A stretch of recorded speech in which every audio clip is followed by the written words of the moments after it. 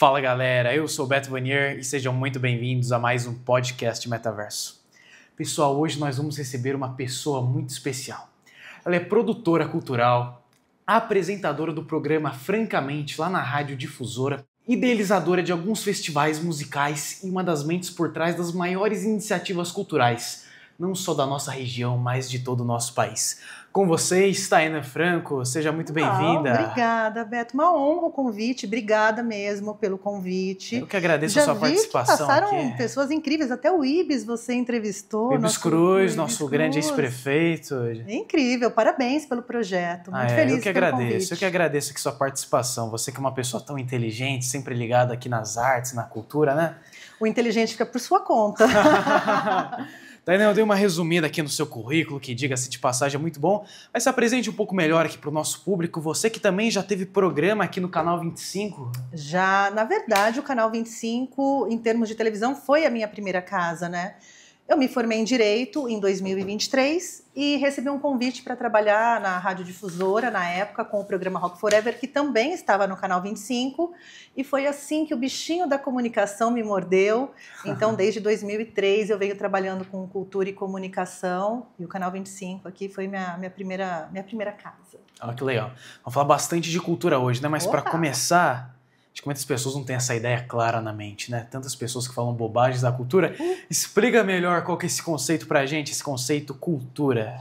É que as pessoas, Beto, elas confundem um pouco o que é cultura com o que é expressão artística, né?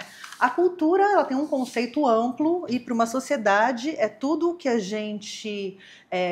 como a gente consome, o que a gente se alimenta, o que a gente escuta, diz respeito às nossas relações, à nossa fé. A cultura nada mais é do que a maneira como um povo se relaciona, né? Então, o povo se expressa. Como se expressa. Então a gente limita muito a cultura com o fazer artístico, que aí são as expressões culturais, a música, o cinema. Mas o que o povo veste, a língua que ele fala, o território que ele vive, essas são expressões culturais aí de uma população. E qual que é a importância da cultura para uma nação? Ah, você está falando com a pessoa errada, porque eu acho que a cultura ela tem um papel civilizatório na nossa sociedade. Eu acho que a cultura ela nos separa da barbárie, né? A cultura ela tem um papel de extrema importância de pertencimento, de identidade, das relações humanas, de memórias, de patrimônios. Então, uma nação é construída pelo seu povo através dessa cultura. Ela é reconhecida, né? Então, para mim, essa é a importância civilizatória da cultura. Quais que são as maiores expressões culturais que a gente encontra aqui no Brasil, que é um país tão miscigenado, que vieram tantos países e imigrantes para cá, né? Nossa, o Brasil ele tem uma diversidade muito grande. Eu acho que é um dos países mais diversos. Acho que é o mais miscigenado do mundo, né? Talvez seja. Até pela japoneses, questão, italianos aqui em Jundiaí. Exato. E pela questão da colonização, da migração também. A gente tem diversas expressões. O Brasil é um país continental. Nós temos as culturas de cada região, como a população se expressa em cada região, mas se a gente for pensar de maneira ampla no que é Brasil, quando a gente sai do Brasil, eu que morei um ano em Portugal, o carnaval, o samba, a gente tem produtos culturais de exportação, a novela, enfim, a gente tem dezenas de expressões culturais do Brasil que são referências para o mundo, né? E por que é tão importante esse apoio que a gente tem que ter à cultura? Então, na verdade, a cultura ela se faz por si só, ela se faz pelo povo, né? O papel do Estado, por exemplo, é criar um ambiente onde a cultura possa ser fruída, possa ser feita com a diversidade que o Brasil tem, né? Sem as amarras, que a população possa usufruir também dessas atividades culturais. Então, o Estado, na verdade, ele tem um papel de fomentar, de fazer com que a população consiga se expressar, de incentivar melhor, né? Exato, porque o Estado não faz cultura. Quem faz cultura é a população, quem faz arte é o artista. E muitas pessoas não são reconhecidas financeiramente falando, né? Aqui na arte do Brasil. Não é um país fácil para isso. Eu sempre brinco, você é artista, mas trabalha com o quê, né? Sempre tem Você sempre tem que ter uma segunda opção, né? Sempre. Eu mesmo que sou produtora cultural, trabalho em várias frentes, né? Eu tenho pós... Hoje, inclusive, eu faço pós em segurança pública, porque também não acho legal. Que dá pra gente falar de cultura Formado hoje. em Direito e faz pós em Segurança Pública. Porque eu acho que não dá pra gente falar de cultura sem falar de territórios, sem olhar a realidade do Brasil hoje, né? Mas o Estado ele tem esse papel de fomentar, de trazer um ambiente onde a cultura ela possa acontecer, e nós, da produção, nós que trabalhamos com arte, temos que nos apropriar dessas ferramentas para que a gente possa também usufruir dos impostos que pagamos. Sim. Né? E como que funcionam essas ferramentas de incentivo aqui no Brasil, que muitas pessoas acabam fazendo uma confusão gigante, né? Isso é. Explica melhor pra gente. Quando a gente pensa em orçamento público, a gente vai pensar em políticas públicas, né? Nós temos as políticas federais, por exemplo, a conhecida e tão mal falada Lei Rouanet. Temos também no estado de São Paulo o PROAC-CMS. Tanto em uma lei quanto na outra, eu vou focar aqui na Lei Rouanet, o governo ele abre mão de receber um imposto para que a empresa possa aportar dentro de um projeto cultural. Como isso acontece? Eu, Tainã, produtora cultural, faço um projeto com discurso, com orçamento, com ficha técnica. O Ministério da Cultura aprova. Olha, Tainã, você tem aqui o projeto do Beto, está aprovado, R$100 mil, você precisa executar essa planilha orçamentária, mas você primeiro precisa do dinheiro. Eu só dei um ok. Teu projeto aqui segue regras tributárias, segue regras trabalhistas, claro. Segue o regramento, o ordenamento jurídico. Né? Exato. Então, com este projeto, eu vou bater na porta das empresas privadas que pagam imposto e falo: oi, empresa, tudo bem? Prazer, Tainã, estou com o projeto do Beto aqui. Você teria interesse em patrocinar esse valor aqui? Você destina 4% do seu imposto devido para esse projeto e tem esse abatimento fiscal. Sim. Vamos supor que a empresa adorou nosso projeto. Beto, já estou vendendo projeto aqui para o programa. Não deve ser fácil fazer a empresa comprar ideia, né? Não, esse é o maior gargalo, porque a Lei Rouanet, o Ministério da Cultura, aprova 17 milhões em projetos, por exemplo. Isso não quer dizer que esse dinheiro ele esteja na conta do artista. O artista tem que bater na porta da empresa, a empresa precisa comprar ideia, fazer o aporte para uma conta específica, que é uma conta que ela é fiscalizada. E aí, o que acontece é que muitos projetos, como se diz na linguagem popular, morrem na praia. Então, o governo deu 5 milhões para Cláudia Raia. Não, ele aprovou um projeto que pode captar até 5 milhões junto a uma instituição privada. Essa instituição vai abater do imposto. O dinheiro sai da iniciativa privada. Sai da iniciativa privada. O governo está falando, eu abro mão de receber. Ele dá uma isenção fiscal. Exato, isenção fiscal. Não quer dizer que o governo repassou para a conta da Cláudia Raia 5 milhões de reais. Sim. Pode ser que a Cláudia Raia não faça essa captação de recurso, pode ser que nenhuma empresa se interesse pelo projeto dela. E ainda que se interesse, eu e o Beto aqui captamos o projeto do podcast Metaverso, conseguimos lá com uma grande empresa os 100 mil reais para fazer os episódios. Nós vamos executar tudo com nota fiscal, fazer as contratações e depois eu presto conta para o governo federal.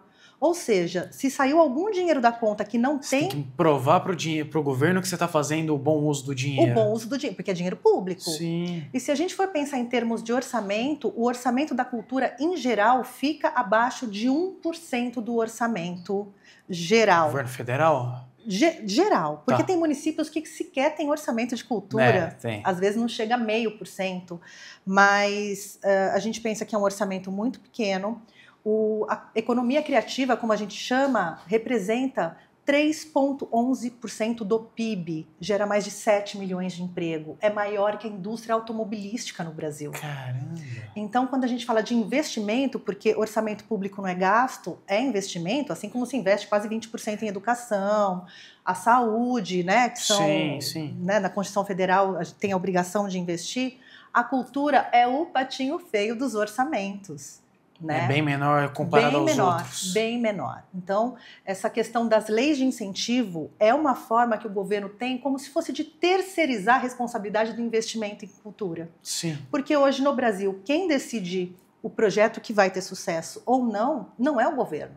é iniciativa privada. Iniciativa privada. O dinheiro não sai do nosso bolso, é da iniciativa Da privada. iniciativa privada que e o governo, em troca, dá uma isenção fiscal àquela empresa. E todas as áreas, Sim. todos os setores têm isenção fiscal. O agro tem isenção fiscal, a indústria, o comércio. Sim. Então, você tem um monte de segmentos, né, de economia no Brasil que tem a isenção fiscal e não seria diferente. Isso é uma forma do governo dar uma agitada na economia, nos setores. Exato. Cada R$1 investido em cultura, segundo a FGV, não estou tirando aqui da minha mente brilhante, mas segundo a FGV, volta no mínimo R$3 para o Estado. Cada R$1 investido, voltam 3 para o Estado. Pode chegar a R$13. É um dinheiro que vai girar na economia, vai aumentar o PIB, vai gerar emprego, assim como você falou. E isso eu estou falando de economia criativa, não estou falando de rede hoteleira, não estou falando de alimentação, não estou falando de transporte, estou falando de economia criativa, de cultura. Tainá, mas antes da gente continuar aqui com o nosso podcast, nós vamos para um breve intervalo. Quero dar aquele recadinho que vocês já estão acostumados, que é anunciar sua marca, seu comércio, seu produto aqui no nosso podcast. Entre em contato com a nossa equipe, nosso número está sempre aqui na tela. Mas é isso, vamos para um breve intervalo, voltamos já.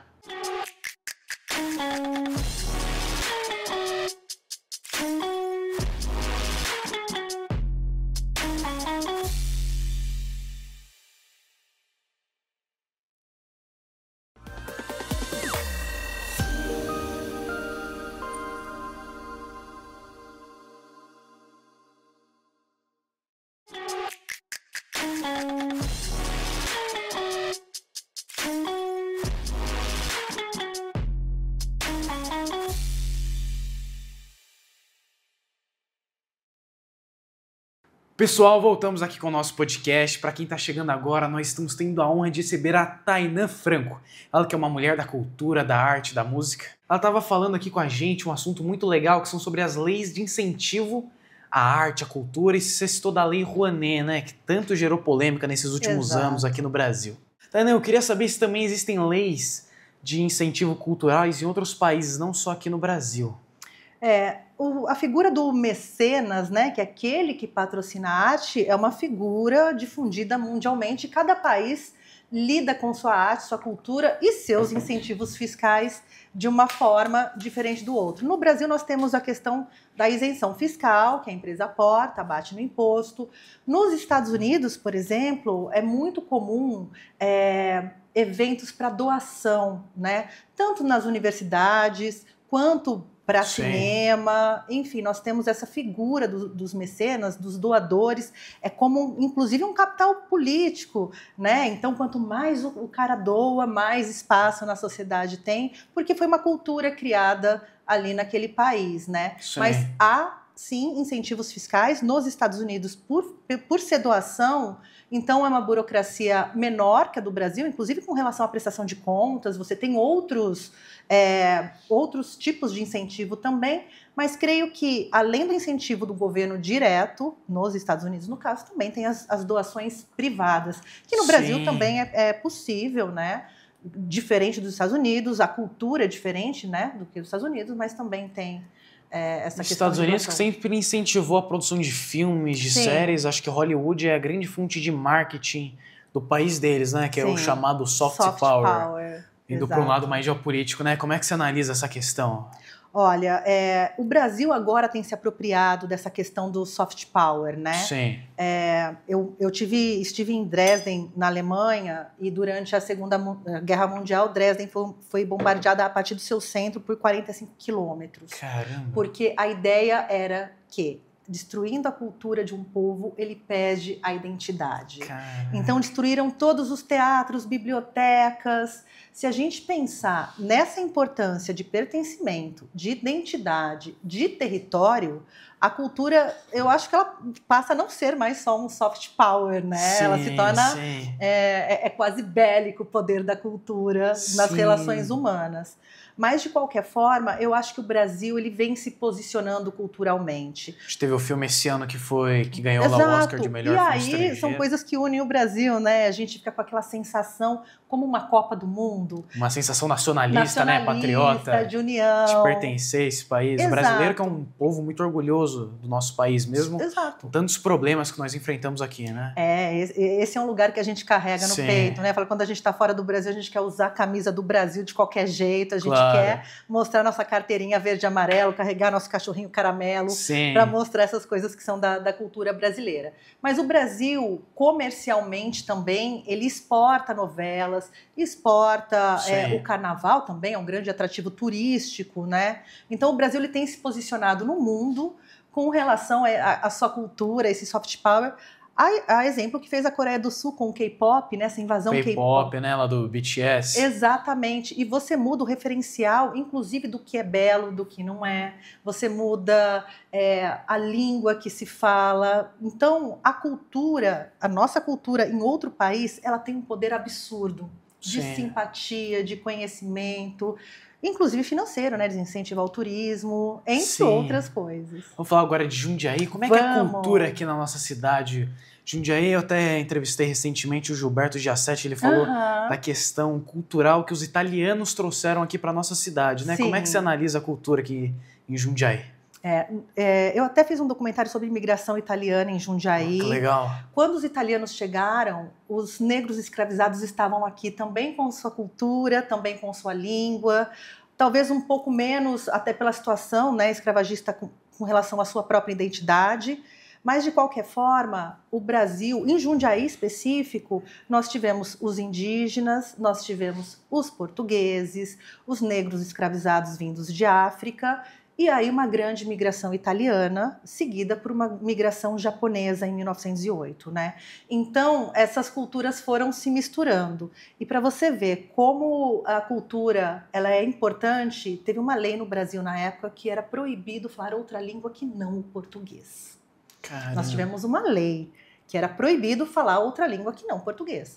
Então, os italianos, os japoneses, com os negros que já estavam aqui, era inevitável que a convivência entre essas pessoas, e eu nem vou entrar aqui em detalhes sociopolíticos, mas era natural que o brasileiro que se formou a partir dessa miscigenação trouxesse ali uma pimentinha no prato da macarronada italiana, né? Sim.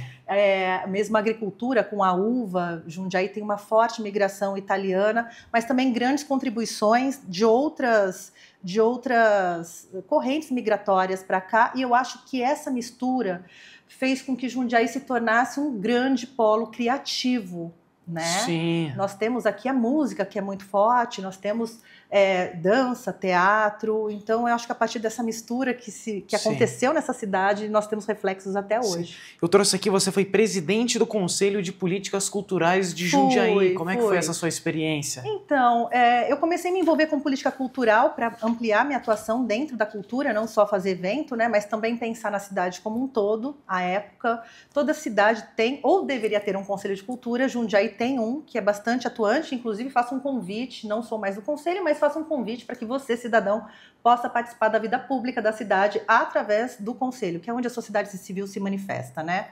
Então, ajuda a olhar o orçamento, ajuda a olhar quais são as ações prioritárias no segmento cultural. Sim. Porque nada melhor do que a gente falar sobre o que a gente precisa dentro do setor que a gente trabalha, né? Claro, claro. Então, eu fui, na época, presidente do Conselho de Cultura, aí tem as cadeiras de todas as vertentes culturais, patrimônio, audiovisual, enfim, e é ali que a sociedade civil se articula para um diálogo organizado com o governo municipal a respeito de políticas culturais. Tainá, quais foram os maiores projetos que você já idealizou e realizou?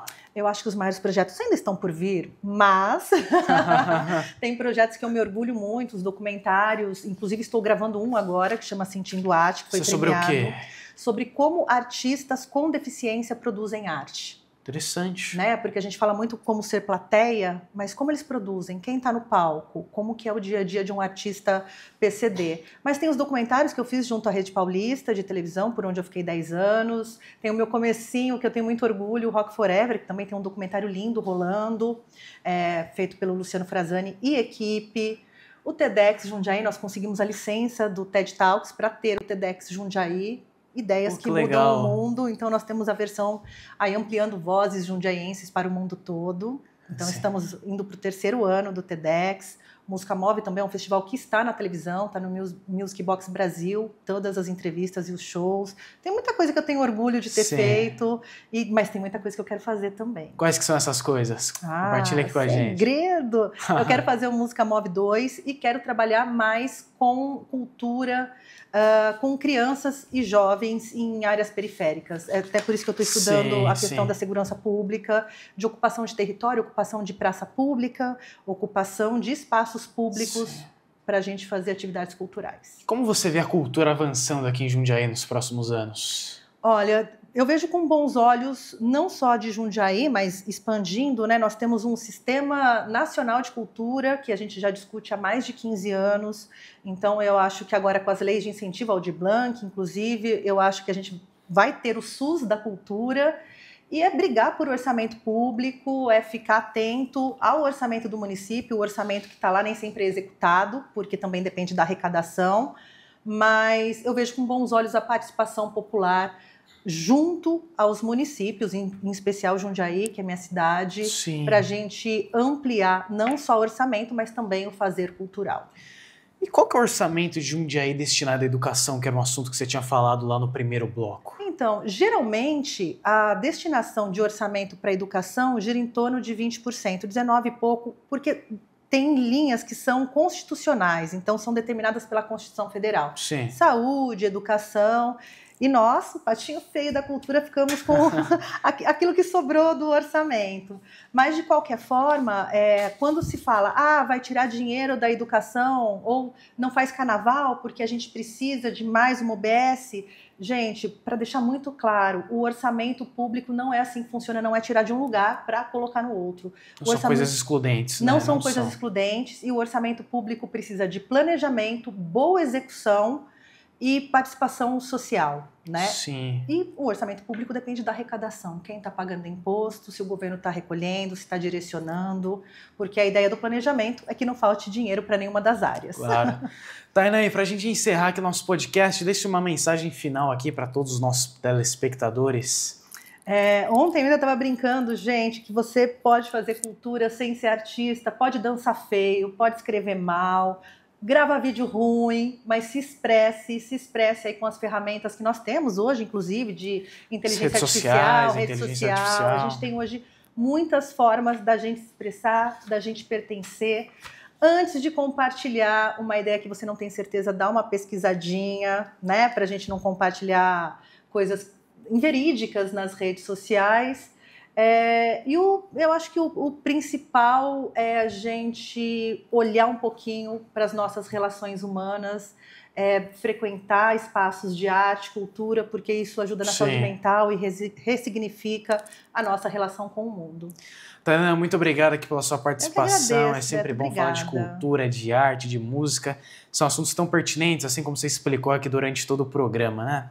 Conte Obrigado, comigo, Tainá. E te faço um convite para uma visita lá no Francamente. Seria uma honra. Quero agradecer também a vocês, os nossos telespectadores que nos acompanharam durante essa edição de hoje. Nos vemos na próxima edição do podcast Metaverso. Falou, galera!